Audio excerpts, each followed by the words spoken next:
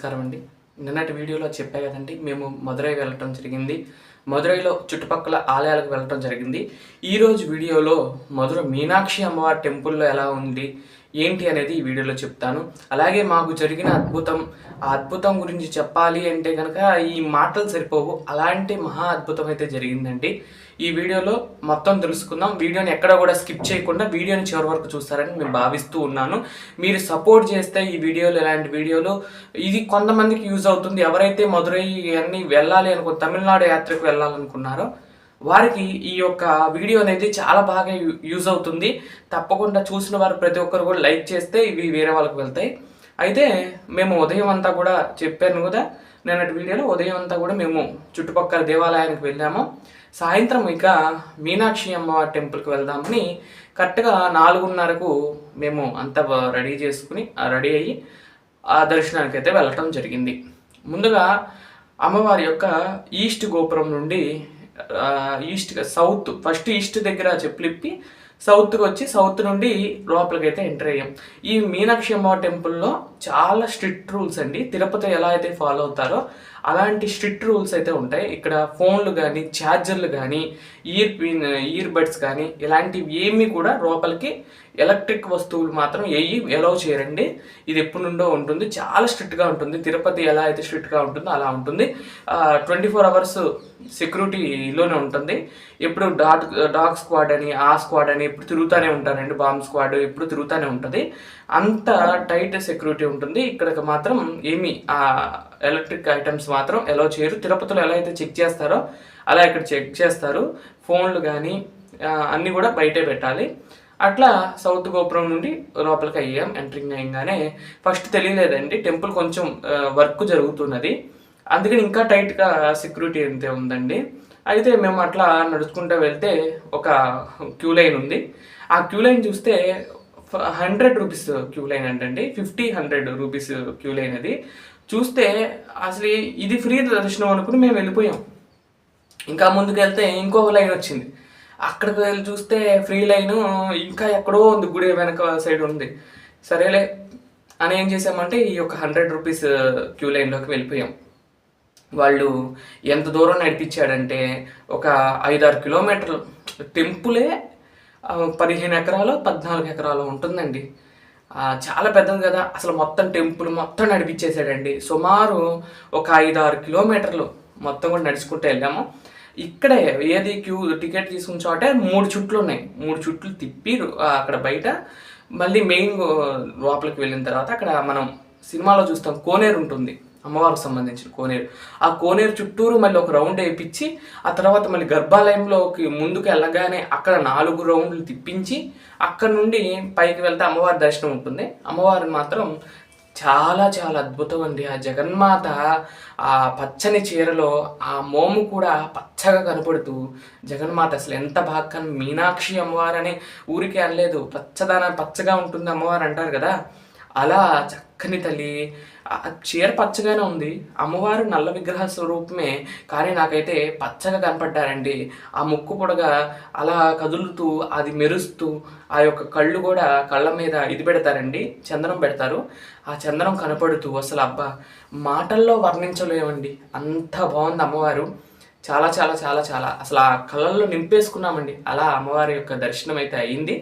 అయితే ఈ temple work అంతా కూడా రెనోవేషన్లో ఉంది. మొత్తం పెయింటింగ్స్ కొన్ని చోట్ల పగలు కొడతాం ఇవన్నీ కూడా చేస్తున్నారు. చాలా ఈ పుష్కర్ని చుట్టూరు ఇంతవరకు ఒకేపు గోడ ఉండేది, ఇప్పుడు ఇటేపు కూడా మొత్తం ఇది కట్టేశారండి. మొత్తం మండపాల్లా కట్టేశారు. చాలా బాగా జరుగుతుంది. అక్కడ గజరాజు కూడా ఉన్నారు. అక్కడ పార్వతి అని పిలుస్తారంట. ఆ గజము కాసేపు బయటికి వస్తాం, అందరినీ ఆశీర్వదిస్తాం, మళ్ళీ లోపలికి వెళ్ళిపోవటం, అది అసలు చాలా అద్భుతంగా అనిపించింది. అలా అమ్మవారి దర్శనం అయిపోయింది. చాలా చాలా చాలా అద్భుతంగా, అంటే ఇంత కష్టపడి వెళ్ళినా అమ్మవారి దర్శనం మాత్రం చాలా బాగా జరిగిందనే చెప్పుకోవచ్చు. చాలా అంటే చాలా బాగుంది. అమ్మవారిని చూస్తుంటే అలానే చూస్తూ ఉండిపోదామా అన్నట్టుగా అనిపించింది. కానీ అక్కడ తిరుపతిలో ఎలా అయితే నెట్టేస్తారో అలానే ఇక్కడ ఫాస్ట్గా నెట్టేయటం అనేది జరిగిందండి. అలానే దర్శనం చేసుకున్నాం, అలానే బయటకు వచ్చేసాం. తర్వాత మీనాక్షి సుందరేశ్వరుడు. ఇక్కడ మీనాక్షి అమ్మవారు ఈ యొక్క మదురై రాజ్యాన్ని పాలించిన మహారాణి. అలాగే సుందరేశ్వరుడుగా స్వామి వచ్చి వివాహమాడిన పరమ పవిత్రమైన క్షేత్రం. అలాంటి క్షేత్రంలో అమ్మవారి దర్శనం అయింది. తర్వాత స్వామి దర్శనం కోసం వెళ్ళామండి. స్వామి దర్శనం కోసం వెళ్తే క్యూ లైన్ ఉందండి, చాలా పెద్దది. ఇక స్వామి అయితే కిలోమీటర్ దూరంలో స్వామి ఉన్నారు. అక్కడ నుండి నమస్కరించుకున్న స్వామి, ఇక్కడ దాకా వచ్చాము, నీ సన్నిధి నీ దగ్గరగా వచ్చి దర్శనం చేసుకోలేకపోతున్నామని చాలా బాధపడ్డాము. అయితే బాధపడి అక్కడ మెట్లు ఉంటే అక్కడ స్వామి సన్నిధిలో అన్న కాసేపు గడిపితే మంచిదిలే అని చెప్పి అక్కడ కూర్చున్నాము.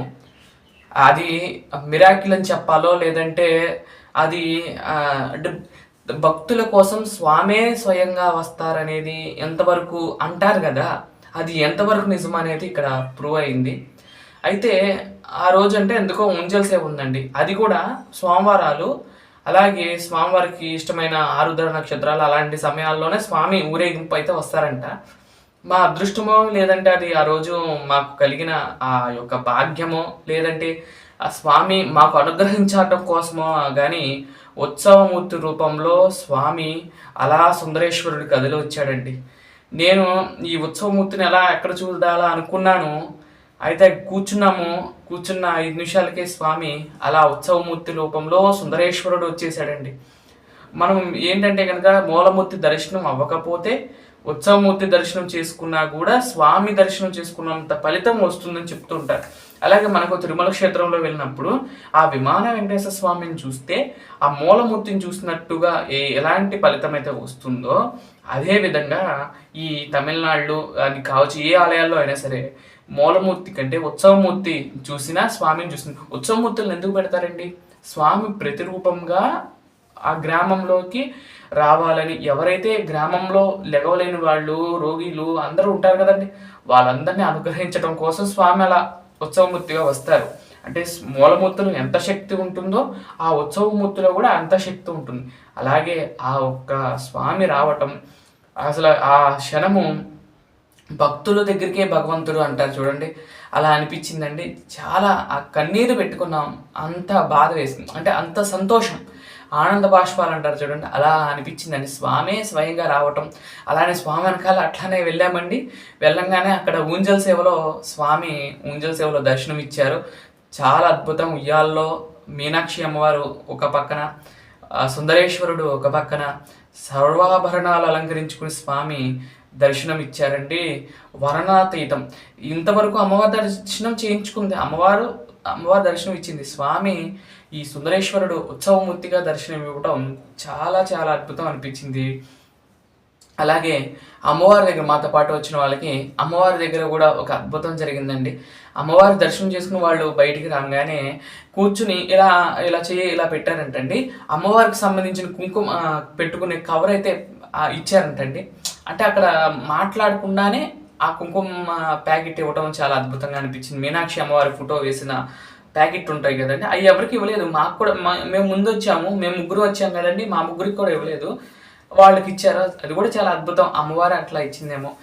ఇలాంటి చిన్న చిన్నవే మనకు జీవితంలో జరుగుతూ ఉంటాయి. స్వామి పెద్ద మాయలేం చేయవసరం, ఇలాంటి చిన్న చిన్న మాయలు చేసే స్వామి ఆ లోకనాథుడు, ఆ వెంకటేశ్వర స్వామి కావచ్చు, శివుడు కావచ్చు, ఇలాంటి చిన్న చిన్న పనులు చేస్తుంటారు. నాకైతే నేను జీవితంలో మర్చిపోలేని క్షణం ఏదన్నా ఉంది అంటే కనుక ఇక్కడ తర్వాత ఇంకొక చోట కూడా జరిగింది, అది మీకు ఆల్రెడీ చెప్పినట్టున్నాను. అయితే ఇక్కడ మాత్రం చాలా అద్భుతంగా అనిపించిందండి. స్వామి మూలమూర్తి దర్శనం అవ్వలేదు, చాలామంది ఉన్నారు, అందులో కాళ్ళు కూడా చాలా నొప్పులుగా ఉన్నాయి. 3 రోజుల నుండి కూడా అన్నీ తిరిగి వచ్చిన తర్వాత బాగా కాళ్ళు నొప్పులు ఉన్నాయి. తర్వాత ఇంకా నడవలేమనే పరిస్థితిలో ఉండగా స్వామి తనే వచ్చి మాకు ఉత్సవమూర్తి రూపంలో దర్శనం ఇవ్వటం చాలా చాలా అద్భుతం అనిపించిందండి. అది మీకు కూడా అనిపించిందా? మీకు కూడా ఎక్కడన్నా ఇలాంటివి జరిగితే తప్పకుండా కామెంట్ చేయండి. ఇక్కడ మీనాక్షి సుందరేశ్వర కళ్యాణం ప్రతి సంవత్సరం కూడా అంగరంగ వైభవంగా భారీ ఎత్తున చేస్తారండి. అదే రోజున ఈ యొక్క మదురై ప్రాంతంలో చుట్టుపక్కల ఉన్న స్త్రీలు ఎవరైతే ఉన్నారో వారు మంగళసూత్రాలని తాడు ఉంటుంది కదా, పసుపు తాడు, ఆ రోజు మార్చుకుంటారండి. మళ్ళీ ఇంకొకసారి కూడా కట్టించుకుంటూ ఉంటారు చాలామంది అక్కడ. ఆ సమయంలో స్వామి అమ్మవారి మెళ్ళలో మంగళసూత్రం కట్టించే సమయానికి వీళ్ళు తాళ్ళు మార్చుకుని భర్త చేత వేయించుకుంటూ ఉంటారంటండి. చాలా అద్భుతంగా భావిస్తారు. ఆ మీనాక్షి అమ్మవారి టెంపుల్ సరౌండింగ్స్ కూడా చాలా బాగుంటాయి. షాప్స్ కానీ ఇత్తడికి సంబంధించినవి కానీ ఇదంతా కూడా చాలా బాగుంటుందండి. ఒక్కసారైనా ఆ మధుర మీనాక్షి అమ్మవారి యొక్క దర్శనం చేసుకోవాలి అనేది చాలామంది అనుకుంటారు. తప్పకుండా చేసుకోవచ్చు. మాకు జరిగిన ఇది అద్భుతము. ఇదైతే కొంచెం లోపలైతే వీడియోలు కానీ ఎలాంటి ఫోన్ గ్యాడ్జెట్స్ కానీ ఎలా చేయరు కాబట్టి నేను వీడియో తీయలేకపోయాను. సరౌండింగ్స్లో కూడా తీద్దాం అనుకుంటే ఫుల్ వర్షం అండి. ఆ రోజు ముందు అన్ని యాత్రలు చేసాము, అన్నీ కూడా బాగానే ఉన్నాయి, కానీ ఆ రోజు మాత్రం విపరీతంగా వర్షం అండి. వర్షం కారణంగా మేము అయితే వీడియోలు కూడా తీయలేకపోయాం. అప్పటికే నైట్ అయిపోయింది, 8:30 అయిందండి వచ్చేసరికి. బయటికి వచ్చి కాసేపు షాపింగ్ చూసి హడావుడిలోనే సరిపోయింది. అందుకని నేను వీడియో పెట్టలేదు. నేనేంటంటే నేను ఇట్లా కనపడుతూ మీకు చెప్పడానికి కారణం ఏంటంటే అమ్మవారు అలా చూపించారు మాకు అని చెప్పడం కోసమనే నేను ఈ వీడియో చేస్తున్నాను. చాలా అద్భుతంగా అనిపించిందండి. మరొకసారి అమ్మ దర్శనం చేసుకోవాలి అనే కోరిక కూడా కలిగింది. అమ్మ చాలా బాగుంటుందండి.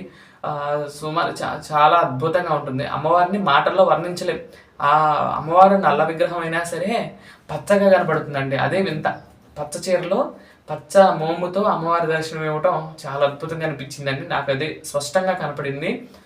చాలా బాగుందండి. అలాగే శని ఆదివారాలు వెళ్ళే వాళ్ళకి విజ్ఞప్తి, శని ఆదివారాల్లో మాత్రం ఫుల్ రష్ ఉంటుందండి. చాలా రద్దీ ఉంటుంది.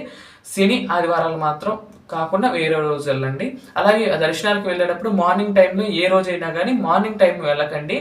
మార్నింగ్ టైం అయితే మాత్రం చాలా భక్తులు ఉంటారు, చాలా ఇబ్బంది పడిపోతారు. అక్కడ వాటర్ అంటే ఎండ కాబట్టి అక్కడ ఫ్యాన్స్ ఉండవు. అదే ఈవినింగ్ వెళ్తే కొంచెం చల్లగా ఉంటుంది. దర్శనాలకి ఈవినింగ్ వెళ్ళండి. షాపింగ్ ఏమైనా చేసుకోవాలంటే మధ్యాహ్నం నుండి షాపింగ్ చేసుకోండి, బాగుంటుంది. ఇదండి ఈరోజు వీడియో. మరొక మంచి వీడియోతో రేపటి వీడియోలో కలుస్తాను. అంతవరకు సెలవు. నమస్కారం.